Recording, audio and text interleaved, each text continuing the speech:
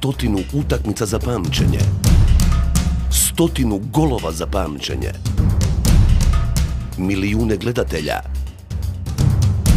i jedno zajedničko navijačko srce. Jedan ritam s tribina, jedan grad i jedan stadion. Izgradnja novog stadiona za HNK Rijeku, wow, znači jako puno. Ma ne samo za Rijeku, nego i za cijeli grad, za cijelu regiju i na kraju dana i za Hrvatsku. Taj stadion će biti na ponos prvih nas Riječana, ali i cijele Hrvatske, jer na ovim dijelovima Europe sigurno nema takvog stadiona i bit ćemo svi ponosni na kraju dana. Došlo je vrijeme da ta Kantrida, kakvu smo poznavali, postane uspomena. Došlo je vrijeme da NK Rijeka dobije novi stadion, stadion na kojem ćemo se jednako tako istim žarom, istim veseljem, istim emocijama, istom ljubavlju veseliti novim pobjedama NK Rijeke.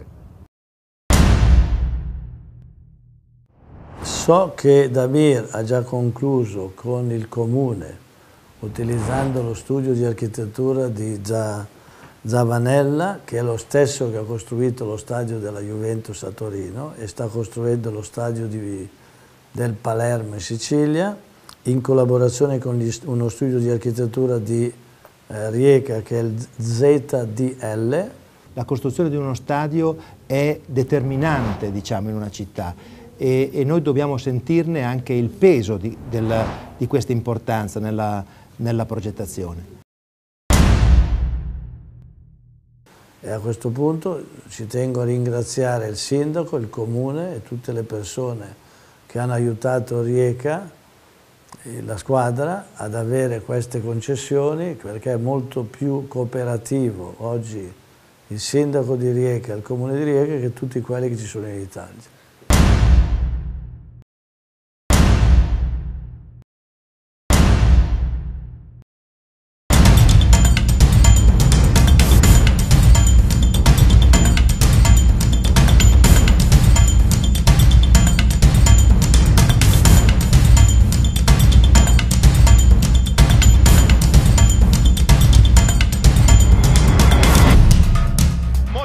Zamujanović ide sam, Zamujanović!